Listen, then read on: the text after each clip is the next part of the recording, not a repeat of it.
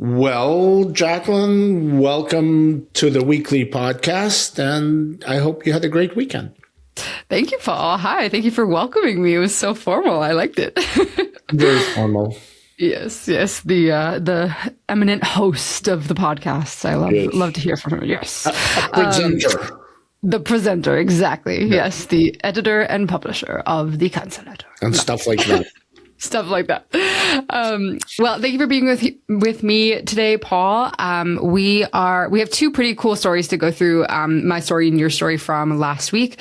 But before I do that, as always, every week, I will go through the rest of the headlines. But there's not too many this week. So the main story is basically a longer story of the ODAC, Oncologic Drugs Advisory Committee meeting, that happened April 30th. And we wrote a short story about that for the May 1st issue that was right after the ODAC happened. But this story is just a little bit of a deeper dive, just with a little bit more time to write about it.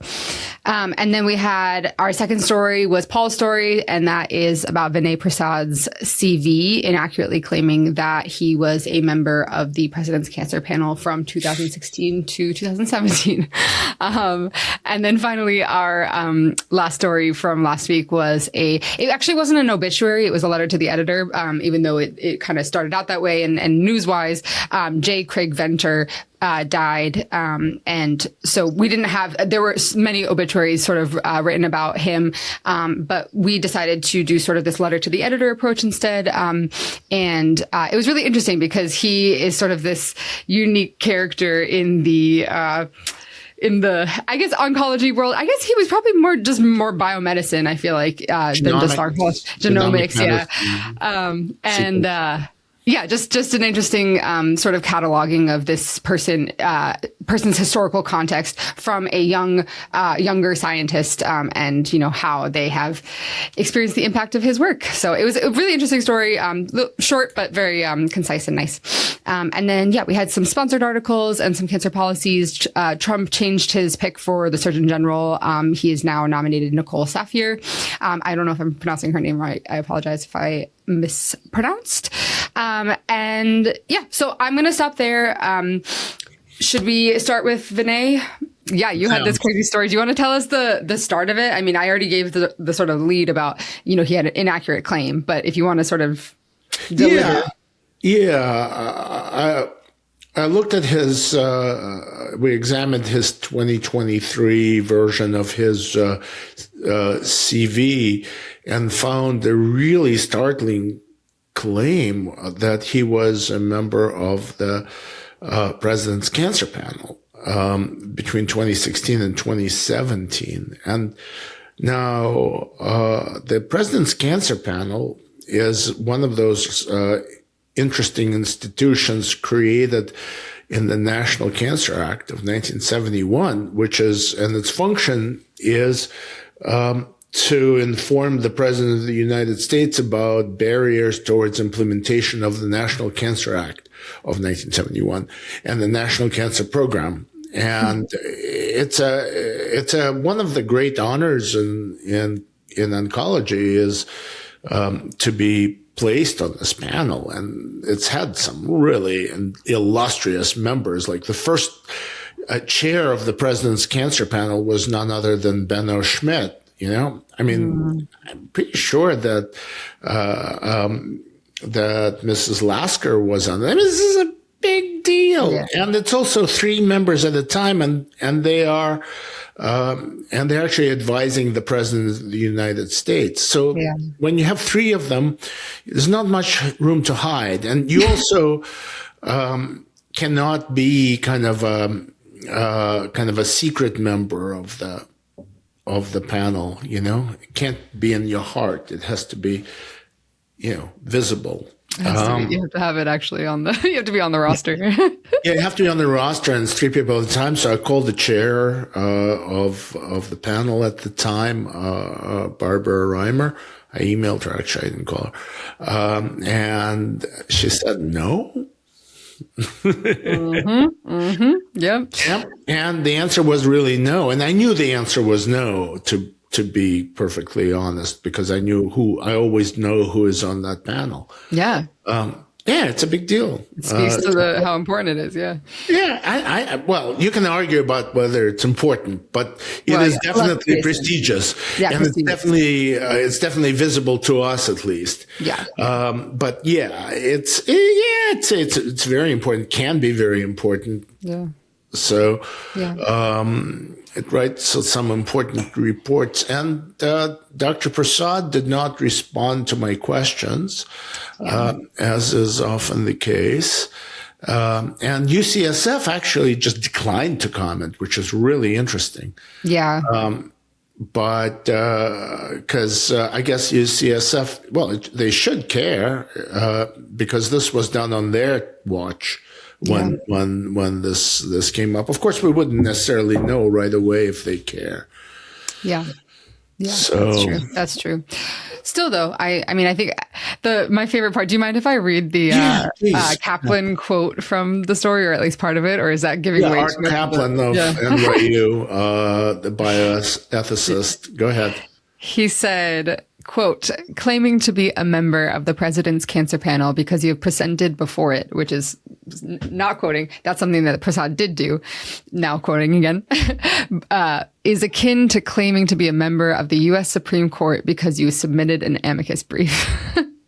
That's the quote that gets me. I mean, he goes on to say, stuffing one's CV is both fraudulent and immoral. No one who deliberately distorts or inflates their academic record ought to hold a leadership position, and to hold any position requires a full explanation and apology for this deception. Science demands trust, and trust is corroded by deceit. That part of the quote, so strong, and like, I feel like gives it the weight it deserves. My immature self loves the first part of the quote. Just because it's like, I feel like it puts it into context, of like, what is he actually, saying, like, why is this so surprising and so odd? So that was really he does it in 3 places on this. That's the other thing, right? It's like, it's not just like a mistake. It literally happens 3 separate places. He clearly means to. Maybe I have no idea what the explanation is, and I'm obviously hearing that I'm not entitled to an explanation. And maybe I'm not. But I worked through that story kind of being totally surprised and really shocked to see that this was there. But but it is true that he did speak before the president's cancer panel and took part in a panel of the panel, or not really a panel. He took part in a workshop, essentially, on the cost of cancer therapies. Yeah, which, to be fair, was described as a thoughtful participation. It was not, but not still not a panel. You can submit a very smart amicus brief and still not be a member of the United States Supreme Court, as Art Kaplan put so brilliantly. That's exactly it. I'm just like, okay, that makes sense. Dr. Prasad is back at UCSF, and he is educating young minds and molding them, and also treating patients. Yep. At San Francisco General, he's not a member of the Cancer Center. Oh, I don't know if I knew that. That's interesting. No, he's not. Well, with that, I mean, is there anything else you want to talk about with Prasad? I feel like we're just going to have to follow the story and see what happens, right? Yeah, I'm just I guess the one thing that is really interesting is the mystery of how his CV ended up in public domain. Because I asked for it. I asked UCSF for it, and they told me that they don't have it, which is not necessarily true. And is actually kind of stretches my, I'm not especially gullible, but anyway, they say they don't have it, and they declined to give it to me and declined to comment. And then I asked Dr. Prasad, who didn't respond. But the reason we have his CV is that it was submitted to Wiley and Sons Medical Publishers, and the reason to submit a full CV generally is when you're applying for a position as a journal editor. in which case this thing does not usually get put out there in public domain, or trying to get an academic book published, and then you submit the CV. So I suspect Wiley made a mistake by publishing it. I don't know it. It wouldn't surprise me if that's a mistake. Interesting. So we weren't supposed to see this thing. Yeah, which almost makes it worse somehow. It's like it was definitely submitted to Wiley, and Wiley published it, whether Wiley intended to publish it or not. And now the nice thing about having it is that if Wiley pulls it off their website, which we will check probably as soon as we finish this podcast, we still have a copy, and it's going to be preserved in the cancer letter on the website in perpetuity, or as close as we can get to it. Managing and interpreting the billions of data points generated by genome sequencing and other cancer research has been a barrier to progress against cancer. But today, it's part of the solution, as more than 50 years of advances in computer processing power intersects with more than 50 years of cancer research. Learn more about Johns Hopkins Kimmel Cancer Center's AI initiatives and how they're helping physicians see cancer sooner and drive outcomes with unmatched speed and clarity at hopkinscancer.org/AI. Let's talk about ODAC. Okay, let's talk about ODAC. All right. Well, the ODAC was really cool. So it happened on April 30th, and we wrote a short story about it for that Friday. And then last week I was able to dive into it a little bit more detail. I really only focused on the first session. So just for a heads up, there was an afternoon session of the ODAC that I'm not going to dive into here. But the morning session was really interesting because basically you have this application for this drug that works, basically, right? And this is all going to be podcast lingo, so please take any of this with a grain of thought. Saul, I'm hedging all of this. This is very complicated, so anything specific, please go to the story.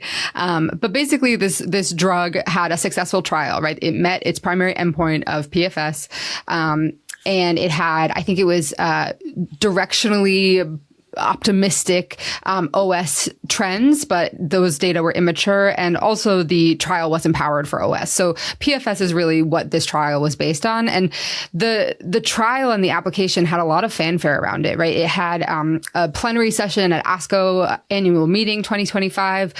They had a simultaneous submission in the New England Journal of Medicine.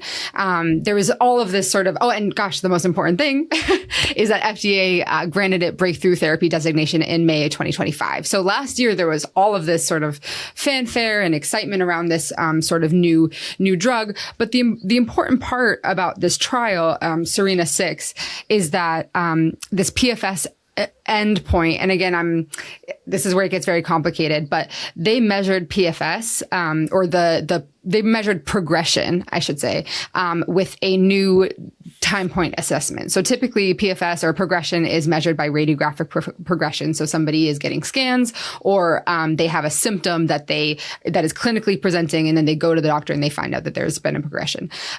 In this trial, there was a new method of measuring this progression, and it was using a biomarker. And so I think that, and this is something I would love to sort of learn more about, just as the field progresses, it maybe not progresses is the right word in this case, but, moves forward, advances, is that, these biomarker, ctDNA is huge in the field. It is a new-ish thing, and its tendrils are everywhere, right? It's in diagnostics, it's in progression assessment, it's in all of these different things.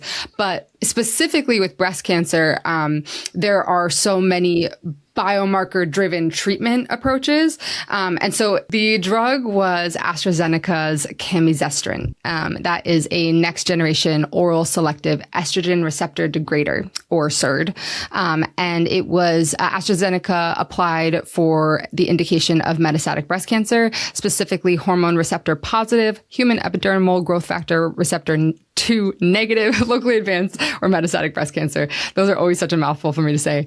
But basically, within this specific indication, patients are typically given an aromatase inhibitor. And again, all of this sort of hedging, I'm not familiar with breast cancer treatment plans. It's very, very complicated. But this subgroup of people, they are, resistance develops. These are metastatic patients, right? So the goal of treatment is just to continue to have a longer time of clinically stable of treatment, basically, or time off treatment. I'm actually, again, not sure about the treatment specifics. But all that to say is that specifically with aromatase inhibitors, resistance develops, and a primary way it develops is through this one mutation called ESR1. And basically, this mutation, we know, is a resistance mutation, and it leads to progression. What we don't know is that between that mutation being acquired and the progression actually happening on scans or, radiographic progression, we don't know whether it's better for patients to continue on the aromatase inhibitor or to switch to a new drug. And so that's basically the big question about this trial, and unfortunately, or about this drug and this approach, right? This biomarker-driven progression approach. And that's why this was such a bigger question than just the ODAC, right? It was this approach is going to be coming up in other indications, right? It's a technological advancement that is coming for the field, whether we're ready or not, whether FDA keeps up with regulation or not. But this trial, right, SERENA-6, wasn't really intended to answer this question. And it doesn't answer the question, really. And so, unfortunately, FDA and ODAC was kind of in a weird situation where they have this drug that seems to work. And like I said, the PFS was met, but progression in that PFS, right? Progression-free survival, that progression, that P, is measured with a different time point. We don't know what to make of it, right? And that's sort of what the ODAC members were saying. But the tricky part about this trial is that with the breakthrough therapy designation, AstraZeneca, in theory, should have gotten a lot of hands-on help, assistance, guidance from FDA about their trial and their regulatory process for camizestrant. And the way that this sort of happened is a little bit surprising, I think, to the field, because really the issue is the issue brought to ODAC was one of trial design. And really that is a question that perhaps shouldn't be brought to an ODAC for a breakthrough therapy drug. And I say that just because, AstraZeneca and FDA both acknowledged that the company had gotten buy-in and go-ahead from FDA throughout the entire process. And again, it's a very, very complicated setting. Just to give you context, SERDs, right? So the class of drugs that camizestrant is part of, there were no approved SERDs at all. Like this class hadn't even been really developed at all when this drug was, when this trial had been initiated, right? It's like the field is moving so fast that it's really hard to keep up. And then also I feel like the bigger issue is just that this AstraZeneca, again, in theory, should have gotten guidance that this trial was not going to work before ODAC, right? Like maybe over the course of the regulatory process, sure, like maybe it wouldn't have been the best, right? They maybe would have started the trial even without FDA's decision making or guidance, excuse me. But they did. They did have FDA's buy-in. So it was a very interesting sort of, I think, especially in the backdrop of an unstable FDA that doesn't have sort of solid expectations for industry. There's sort of this like larger issue of sponsors and industry not knowing what to expect from FDA. And so, it was just a really interesting story to kind of dive into, especially because normally ODACs are very contained, right? Like they're very like, this is the ODAC, this is the application, this is it. But this story felt a little bit bigger. And like I said, it had its tendrils kind of everywhere. Yeah, it's really an interesting thing because you're talking about breakthrough therapy designation, which means that all hands on deck at FDA, here comes a very important drug that we better get through the process really fast. Yeah. And because it's so new. So So basically, by the time it got to ODAC, there should have been buy-in. But we didn't hear from the FDA staff that there wasn't buy-in. I mean, into the application, Yeah, I'm just trying. Well, I just wanted to kind of go back to the actual words here, but my understanding is last year, FDA started doing the combined briefing document. This is now really getting into the weeds of ODAC here, but typically before an ODAC, the FDA and the sponsor both present sort of a big, long briefing document explaining the whole situation. And recently they switched to doing a combined document where they can sort of speak back and forth almost. And my understanding is that or my memory, is that the sponsor laid out the regulatory history that included, saying that FDA had its buy-in, blah, blah, blah, all the things. And then the FDA commented and said it doesn't disagree with this regulatory history. But I do want to obviously fact check that because that is like remembering a report, but all that to say is that, presumably, I think you're right. Presumably, FDA did buy That's in, a right? fair way of saying it. Yeah. And also the biomarker, just the idea of reliance on biomarkers and studies like these is what's at stake here. So did they actually need to get the ODAC to be talking around the regulatory issue or talking around the larger theoretical issue? Did they need to have an approval question, thumbs up, thumbs down? Yeah. And in this case, they decided to combine that. There had to be a rationale for that. But I just had to think about, my brain immediately went to MRD, minimal residual disease, because they had an ODAC. I believe that there was a vote, but it wasn't about an application.